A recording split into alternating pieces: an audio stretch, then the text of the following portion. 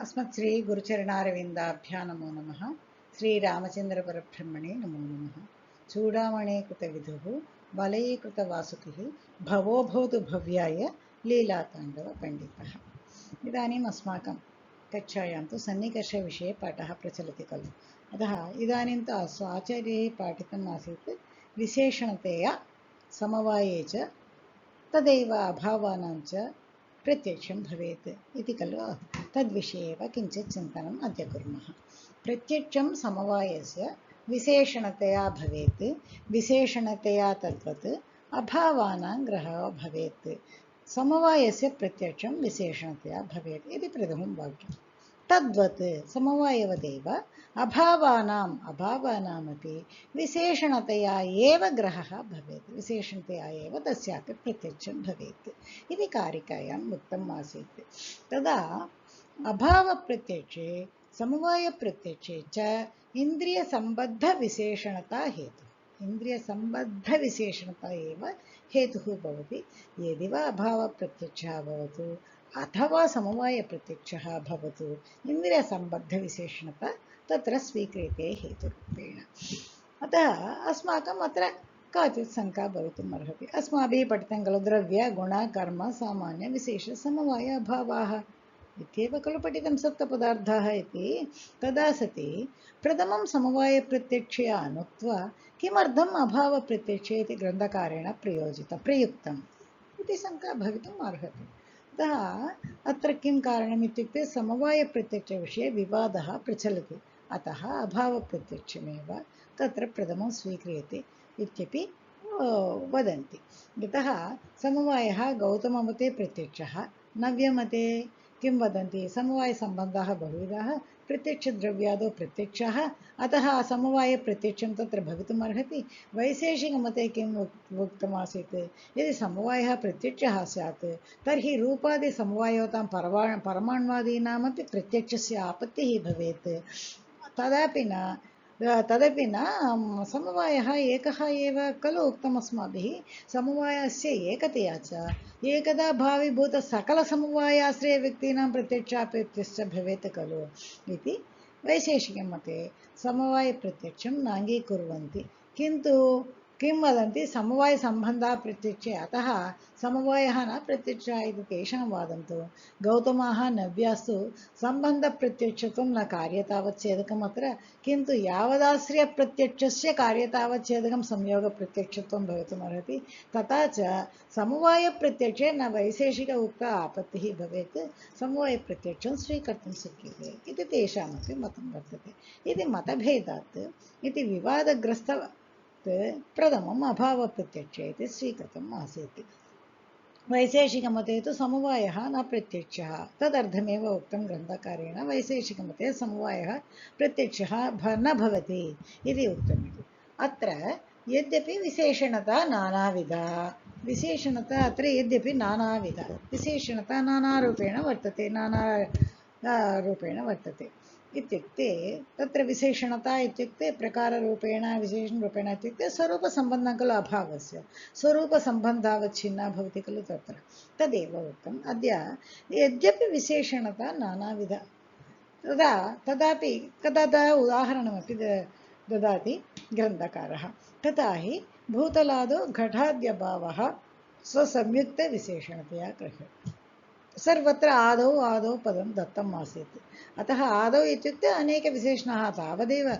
भूतलादौ इत्युक्ते भूतलादौ एव नास्ति, जलादौ अपि स्वीक्रियते वा कुत्रापि तत्र अस्माभिः स्वीकर्तुं शक्यते, तदा स्वीकर्तुं शक्यते। तत्र पात्रे इति स्वीकर्तुं शक्यते, मठे इति स्वीकर्तुं शक्यते, भूतलम् इत्येव नास्ति, उत्पीठिकायां किमपि स्वीकर्तुं शक्यते। तदैव घटाद्यभावः, घटं वा भवतु, पटं वा भवतु, मठं वा भवतु, किञ्चित् मृगः वा भवतु, पशुः वा भवतु, किमपि भवतु, तदेव भूतलादौ घटाद्यभावः स्वसंयुक्तविशेषणतया गृह्यते इत्युक्ते।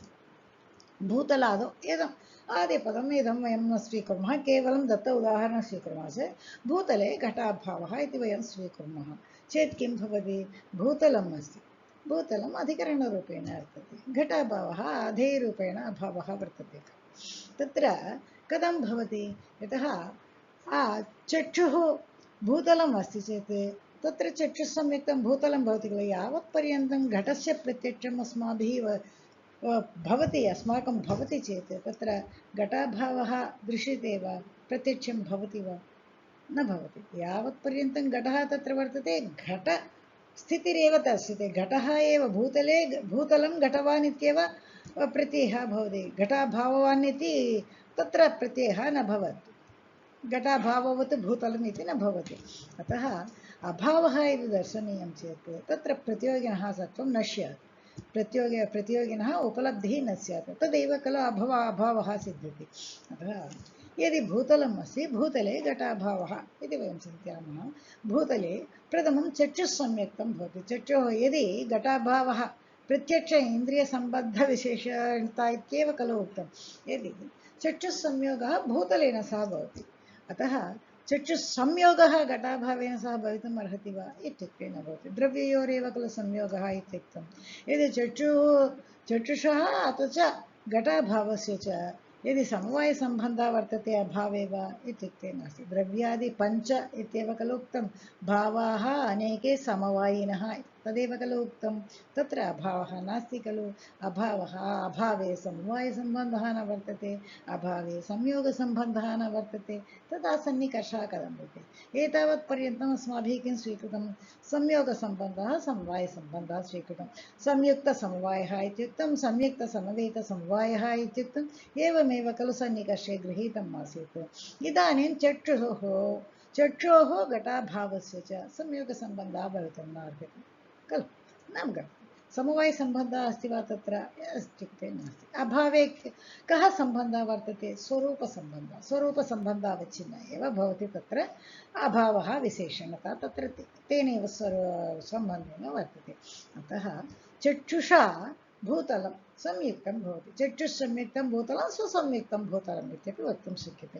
तादृशभूतले घटाभावः अभावः विशेषणतया भासते, तदेव स्वसंयुक्तविशेषणतया गृह्यते। स्वसंयुक्तविशेषणतया भूतले घटाभावः स्वीक्रियते इति ग्रन्थकारेण उक्तम् आसीत्। तदेव चिन्तयामः।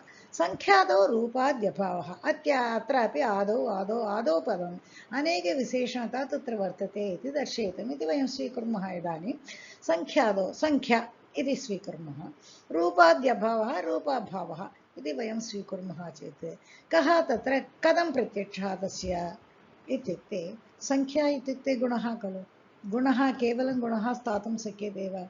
गुणः वा क्रिया वा द्रव्यम् आश्रित्य एव खलु तिष्ठन्ति। यदि द्रव्यमेव नास्ति चेत् गुणः वा क्रिया वा प्रत्यक्षं भवति वा इत्युक्ते न भवति। अतः तत्र संख्या यत्र कुत्रचित् वर्तते इति चिन्तयामः। इदानीं घटे वर्तते, घटे संख्या वर्तते इति स्वीकुर्मः। घटः द्रव्यं, चक्षुः तदपि द्रव्यं, द्रव्ययोः संयोगः भवितुम् अर्हति खलु। तथा चक्षुः संयुक्तः भवति घटः। घटे संख्या गुणः, द्रव्ये गुणः केन सम्बन्धेन वर्तते? समवायसम्बन्धेन वर्तते।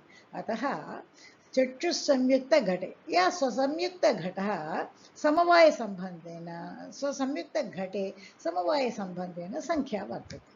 तादृशसंख्यायां रूपाभावः अभावः खलु केन सम्बन्धेन वर्तते? स्वरूपावच्छिन्नसम्बन्धः इत्युक्ते विशेषणतया भासते। तदा किं वदामः वयं? स्वसंयुक्त समवेतविशेषणतया गृह्यते। संख्यादौ रूपाद्यभावः स्वसंयुक्तसमवेतविशेषणतया गृह्यते इति ग्रन्थकारेण उक्तम्। यदि पश्यामः, संख्यात्वादौ रूपाद्यभावः स्वसंयुक्तसमवेतसंवेदविशेषणतया गृह्यते इत्युक्तम्। अत्रापि आदिपदं वयं इदानीं न स्वीकुर्मः, केवलं दत्त उदाहरणमेव इदं वयं इदानीं स्वीकुर्मः स्म। संख्यात्वं संख्यायामपि इदानीं दृष्टम् आसीत्। यदि संख्यात्वं यदि वदामः, संख्यात्वे रूपाभावः यदि स्वीकुर्मः चेत् किं भवेत्? चक्षुस्संयुक्तः घटः भवेत्। घटे समवायसम्बन्धेन संख्या वर्तते, संख्यायां संख्यात्वं समवायसम्बन्धेन वर्तते। तादृशसंख्यात्वे रूपाभावः अभावः विशेषणतया भासते। एवमेव खलु वर्तते। तदा वयं किं वदामः? स्वसंयुक्त समवेत समवेत विशेषणतया भासते तदेव ग्रन्थकारेण उक्तं स्वसंयुक्त समवेत समवेत विशेषणतया रूपाभावस्य प्रत्यक्षः भवति इत्युक्तं तदेव शब्दाभावः केवलश्रोत्रावच्छिन्नविशेषणतया श्रोत्रम् अस्ति शब्दाभावः अस्ति सर्वत्र इन्द्रियसम्बद्धा इत्येव इन्द्रियसम्बद्धविशेषणतया एव इति ग्रन्थकारेण उक्तं यदि अत्र श्रोत्रम् अस्ति तत्रापि एवं खलु संयोगः वा किञ्चित् भवितव्यं खलु इत्युक्ते श्रोत्रं कर्णविवरवर्ती आकाशः एव खलु श्रोत्रे आकाशे भेदः नास्ति इति कारणात् तत्र केवलं श्रोत्रावच्छिन्नत्वमेव स्वीक्रियते श्रोत्रावच्छिन्ने अभावः विशेषतया भासते श्रोत्रावच्छिन्न अभावत् विशेषणतया स्वीक्रियते तदेव उक्तं शब्दाभावः केवल श्रोत्रावच्छिन्न विशेषण केवलपदं यत्र अन्यत्र यदा वयं चक्षुः संयुक्तम् एतावद् वदामः खलु तदा श्रोत्रे न सम्भवति श्रोत्रावच्छिन्न केवल श्रोत्रेणैव अवच्छिन्ना भवति अन्यत् किञ्चित् नासीत् वक्तुमेव केवलपदं तत्र दत्तम् आसीत् तदा श्रोत्रावच्छिन्न विशेषणतया शब्दाभावः तत्र ग्रहः भवति तत्र यदि कादौ खत्वाद्यभावः श्रोत्रावच्छिन्न समवेत विशेषणतया इति ग्रन्थकारेण उक्तं कादौ इत्युक्ते कत्वम् इत्युक्ते शब्दत्वं येन इन्द्रियेण या व्यक्तिः गृह्यते तेनैव इन्द्रियेण तद्गता जातिः तस्य अभावस्य स्वीक्रियते इति खलु नियमः वर्तते यदि श्रोत्रेन्द्रियेण शब्दः स्वीक्रियते चेत् शब्दत्वं शब्दाभावः अपि तेनैव इन्द्रियेण स्वीक्रियते खलु इदानीम् अस्माभिः शब्दाभावः स्वीकृतम् आसीत् तदनन्तरम् इदानीं यदि कत्वम् इति शब्दत्वं स्वीक्रियते कत्वं कवर्णत्वं वर्तते खलु कत्वम् इति तत्र शब्दत्वं स्वीक्रियते श्रोत्रावच्छिन्ने शब्दत्वं केन सम्बन्धेन वर्तते समवायसम्बन्धेनैव खलु वर्तते अतः श्रोत्रावच्छिन्न समवेतं भवति कत्वं तादृशकत्वे अभावः विशेषतया भासते तदेव किम् उक्तं तदा कादौ खत्वाद्यभावः श्रोत्रावच्छिन्न समवेत विशेषणतया